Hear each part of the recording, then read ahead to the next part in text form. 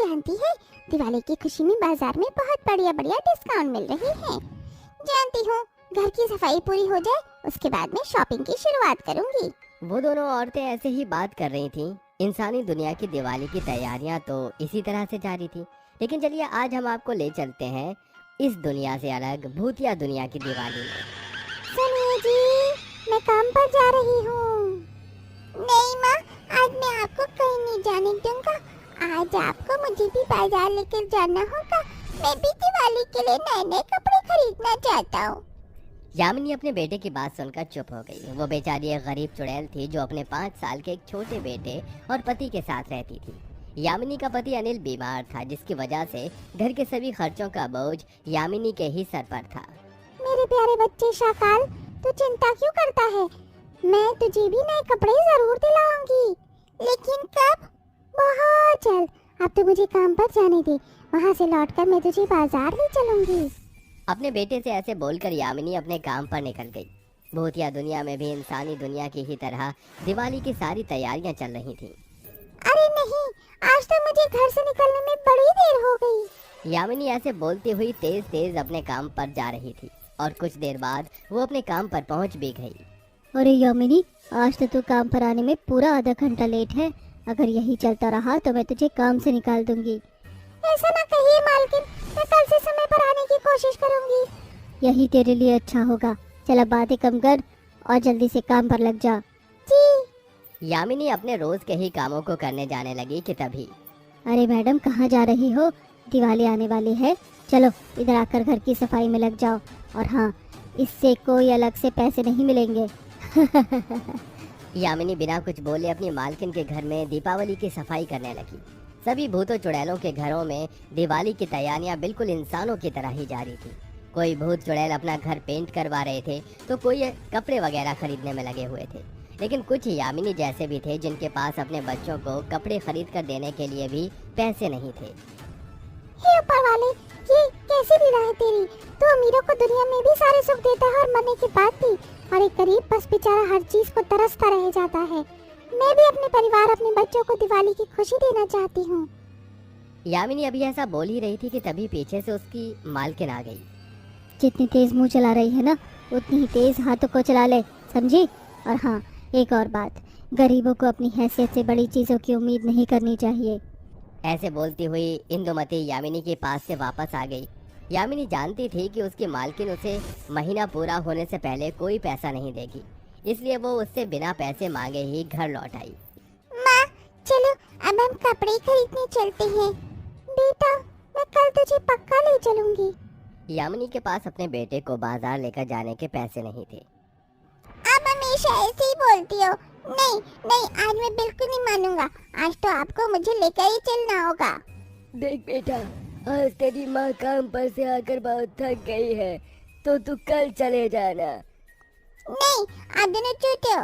मैं जानता हूँ कि आप मुझे कुछ नहीं दिलाओगे। मुझे आपसे कोई भी बात नहीं करनी है। मैं जा रहा हूँ। ऐसे बोलकर शाकाल अपने घर से निकलकर भागने लगा। यामिनी और अनिल भी उसके पीछे भागे। शाकाल बेटा, शाकाल। अरे इतनी जल्दी कहाँ भाग गया ये? यामिनी, तुम चिंता मत करो, मैं और तुम उसे मिलकर ढूंढ लेंगे। सब मेरी गलती है, सब कुछ मेरी ही गलती है। संभालो अपने आप को यामिनी, ऐसे रोने से कुछ नहीं होगा। हम दोनों को उसे मिलकर ढूंढना होगा। अनिल और यामिनी अपने नन्हे बेटे शाकाल को ढूंढने निकल गए, तो वहीं दूसरी ओर शाकाल भागकर अपने घर से बहुत दूर आ चुका था। ये मैं कहाँ आ गया?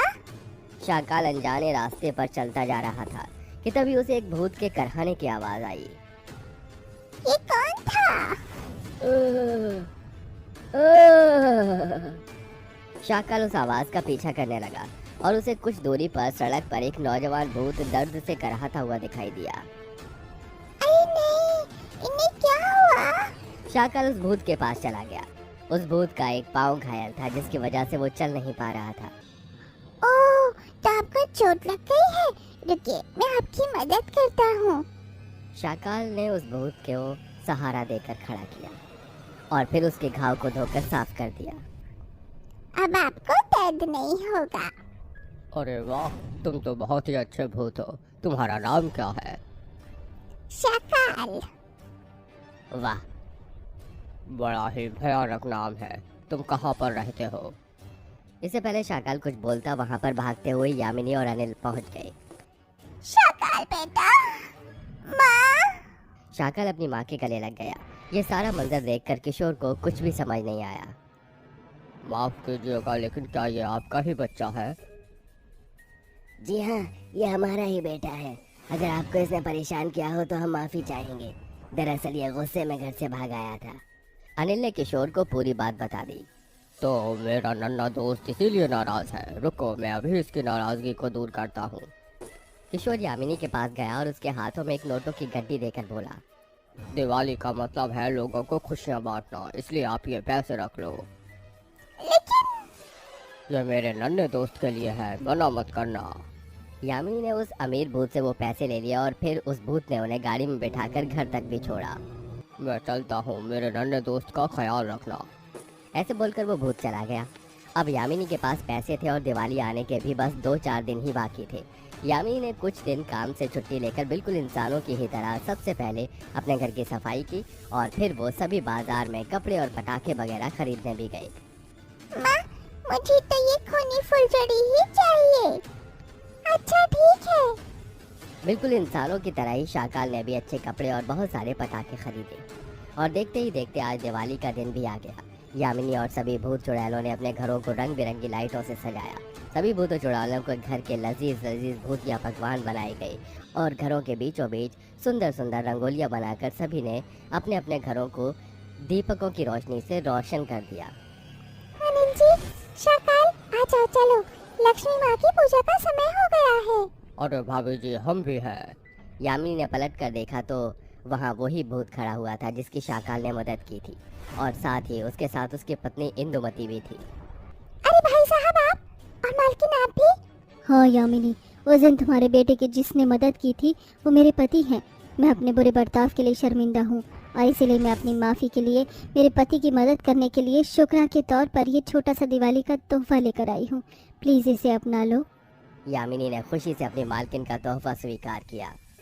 जरूर, आपका शुक्रिया। ऐसे माफी मत मांगिए। चलिए सभी मिलकर माता की पूजा करते हैं।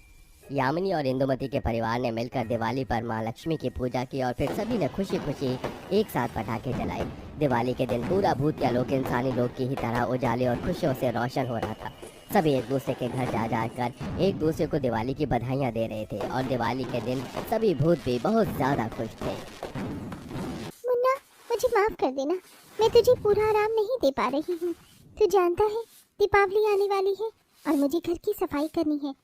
काश आज मेरे साथ मेरी सासू माँ, मेरी चाची सास, मेरी ताई सास और मेरी बुआ सास होती तो वो मुझे कितना प्यार देती थी। अरे ये मैं क्या सोच रही हूँ। ऐसे बोलकर शिखा आराम से खड़ी होने लगी। वो प्रेग्नेंट थी और उसकी प्रेगनेंसी का 9वां महीना शुरू हो चुका था, लेकिन ऐसी हालत में उसके सिर पर घर के सारे कामों का बोझ था। ये निकालना है, इसे फेंक देती हूँ। और अब ये अलमारी साफ करते करते उसके हाथ उसकी सास का एक गहना लग गया, जिसे देख शिखा की आंखें भर आईं। सासू माँ, आप इतनी जल्दी क्यों चली गई? शिखा ऐसे बोलकर उस गहने को हाथों में लिए बिस्तर पर बैठे रोने लगी और इसी बीच थकान की वजह से उसकी आंख लग गई। शिखा कितनी परेशान है। सही कहा, लेकिन हम उसके ऊपर इतना काम का प्रेशर नहीं पड़ने देंगे। चलो बहनों, सभी काम पर लग जाओ। जब शिखा की आंख लगी उसी बीच 5 चुड़ैल उसके कमरे में आ गई और शिखा के सो जाने के बाद वो पांचों वहां की सफाई करने लगी। देखने से लग रहा था जैसे कि उन्हें शिखा से हमदर्दी हो। एक कमरे के सभी पर्दों को साफ कर रही थी तो दूसरी ने पंखा चमका दिया था। एक ने पूरी अलमारी साफ की तो तीसरी ने कमरे की दीवारों को बहुत ही अच्छे से साफ कर दिया और 5वीं चुड़ैल शिखा को अच्छे से गहरी नींद में सुलाए रखने के लिए उसके सिर में कभी हाथ चलाती तो कभी उसे अपने मुंह से ही आरामदायक हवा करती। शुक्रिया मेरी बहनों, हमारा सारा काम हो गया है। पूरा कमरा अच्छे से साफ करके पांचों ही चुड़ैल गायब हो गईं।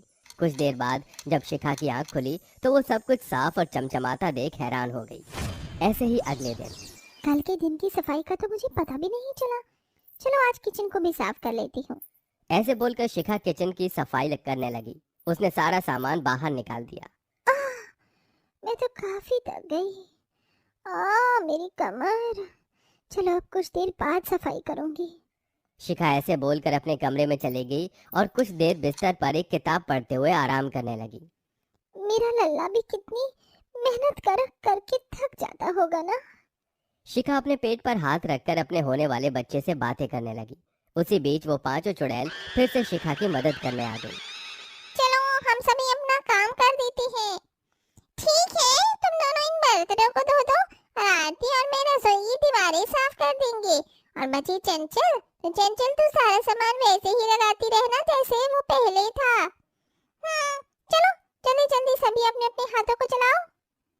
पांचों चुड़ैल ही अपने अपने काम पर लग गईं। दो सभी बर्तनों को साफ कर रही थी तो दो ने मिलकर किचन का कोना कोना साफ कर डाला और एक चुड़ैल ने सभी सामान को वापस उसी की जगह पर सेट कर दिया। वाह, सब कुछ चमचमा रहा है। अब काफी देर हो गई, मुझे वापस से काम पर लग जाना चाहिए। लगता है कि शिखा यहाँ आ रही है। जैसे ही शिखा रसोई में आई पांचों चुड़ैल वहां से चली गईं। शिखा रसोई को चमचमाता देख बिल्कुल चौंक गई। ये क्या? मैंने तो कुछ भी साफ नहीं किया था। ये सब कुछ किसने किया? शिखा जाकर सभी बर्तनों को निहारने लगी। वो इतने ज्यादा साफ थे कि शिखा उनके अंदर अपनी शक्ल देख पा रही थी, लेकिन वो सब इससे परेशान थी। कौन है जो मेरा उल्लू बना रहा है?